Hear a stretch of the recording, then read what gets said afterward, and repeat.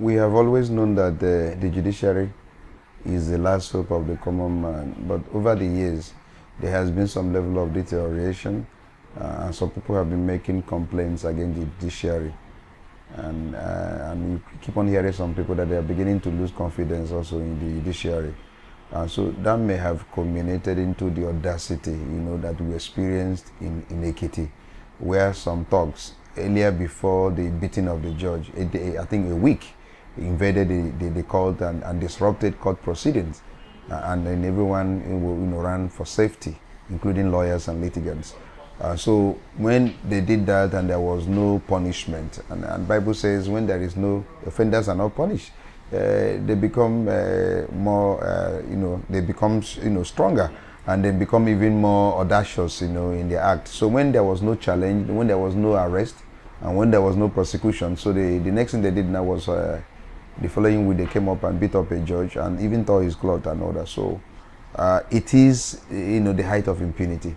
It is highly condemnable. It has never happened before. We know that over the year there has been some level of invasion, but not beating up a judge. This is the first time a judge could be so assaulted by political thugs. Will the judiciary be able to save itself in this case?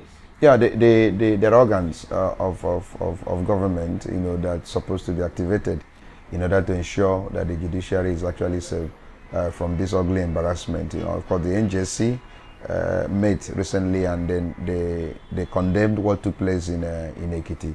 At the same time, they wrote a personal letter to the IG, that is Inspector General of the police, to ensure that a proper investigation is carried out in Ekiti to actually know who are the people responsible for this unholy act. And also they also demanded that there must be prosecution of those suspects, those who may have been responsible for that invasion and for the attack on the judiciary. So I think the IG must have taken up that responsibility. I also know that the NBA, through the national president, Mr. Augustine Alege, senior advocate of Nigeria, also has set up a high-powered panel to go and investigate actually what transpired there and to make a report. And I'm sure that report will be made to the NEC that will be sitting sometime in November in Uyo. And one of the things that I heard him say is that the NBA will likely take up the prosecution of those who may have been responsible for this dastardly act. So we are looking forward to having a report of what may have transpired, what their findings are during the next NEC meeting, and probably take an action against it. I think there is no sensible person that has not condemned what took place in Ekiti, including all stakeholders, including even the litigants themselves. People who are very apolitical have condemned that, and we think that this should not be allowed to go the way of other crimes. There should be a proper investigation, and then we must nip it. Because one thing I know about Nigeria is that when a thing is started and you don't address it, just like the Boko Haram and other issues, before you know it, it escalates and it becomes the normal way of doing things. The next thing you will hear now that it may not necessarily be Ekiti. The next one now may be somewhere in Anambra. So if any man sits down and has this feeling, oh, if judgment is going, it may not likely be in my favor, the next thing he does is to employ thugs and comes up and invade the court and then intimidates the court, and that's the end of the matter. So the judiciary will not sit in order to hear the matter because of the intimidation. So I think we must set a correct standard, or else we end up being lawless and then enter into anarchy, which should not be allowed. But the governor-elect in Ekiti State, a lot of people are pointing accusing fingers at him that he was responsible for this. And then he has also said that he has also, thrown stones back, saying that it is wrong for anybody to assume that people will leave Ekiti for him. Do you think this portends any kind of danger for Ekiti, that they have a governor who may be inciting thugs? Yeah, the point is that I didn't like some of the statements he made. After the incident, he was even saying that the Ekiti people cannot sit idly and watch the mandate they have given to him being stolen and all that. That I consider very inciting enough, and he's a governor now, a governor-elect, so all his utterances must be very circumspect. He must not encourage any lawlessness in his state. because if he does, then he may not have the peace, needed peace for him to govern. So what he should rather, strive to ensure in his state is law and order must be respected, that nobody should be above the law, and that people must do things normally. Even if he has any suspicion that the judge who is handling the matter is biased or has been, corrupted in one way or another, what he could do is to take up appropriate measures to write petition, or even seek for redress through even the normal court process also. If the judgment is given against him and he feels that was unjustified, he can also appeal against it, or even write to NJC alleging whatever he feels is wrong with the entire process. But for him to encourage lawlessness, for him to encourage people to invade the court, there's nothing stopping somebody tomorrow, if he feels offended by his own action as a governor, invading the state house and also probably attacking him. That cannot be allowed in any civilized clime. So a governor must seem to behave in accordance with the law, must encourage peace, must encourage acts that we consider very very normal, very appropriate, and not abnormal behavior and all that. So his statements in the course of this matter is not very encouraging.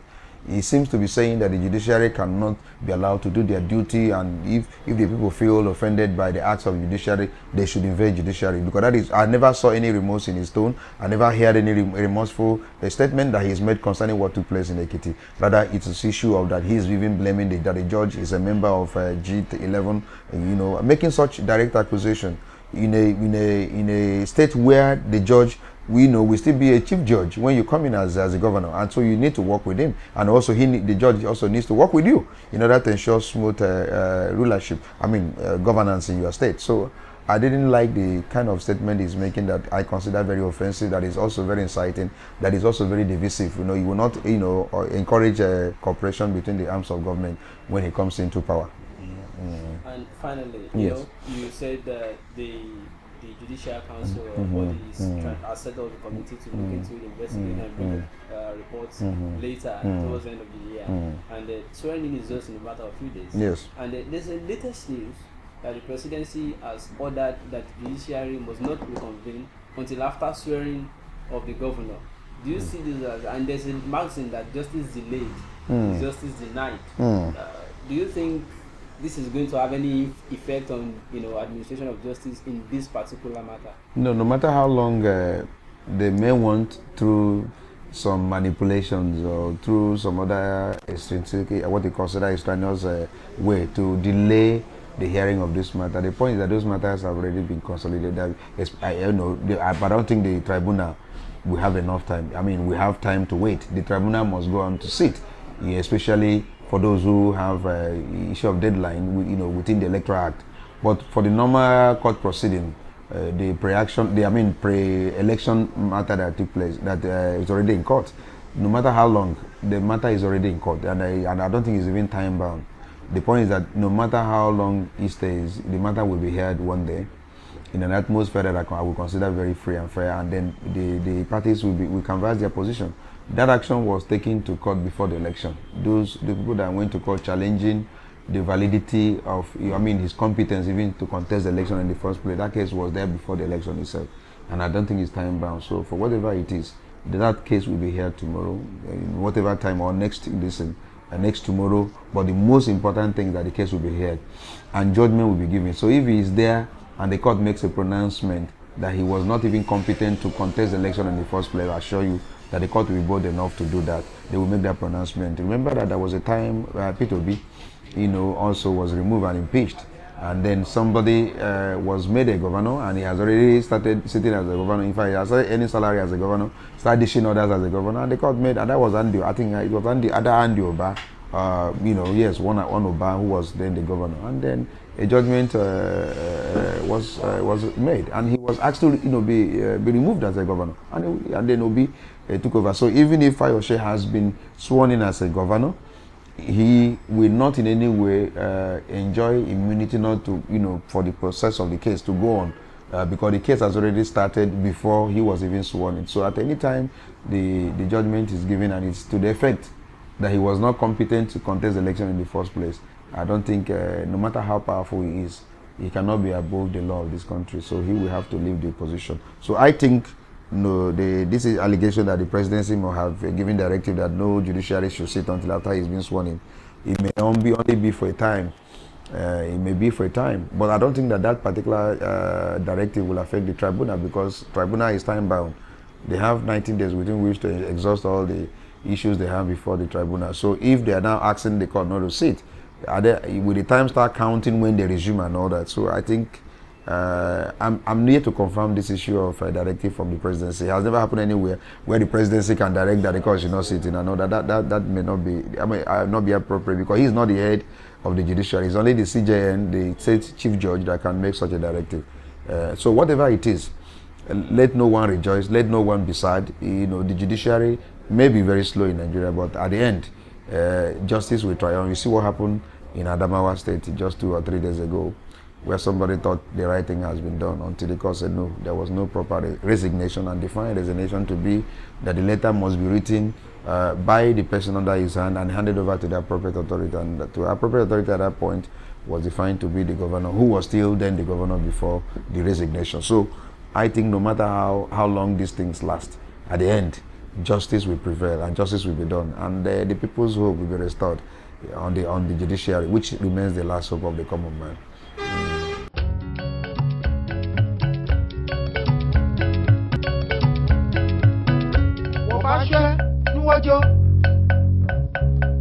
Koniwala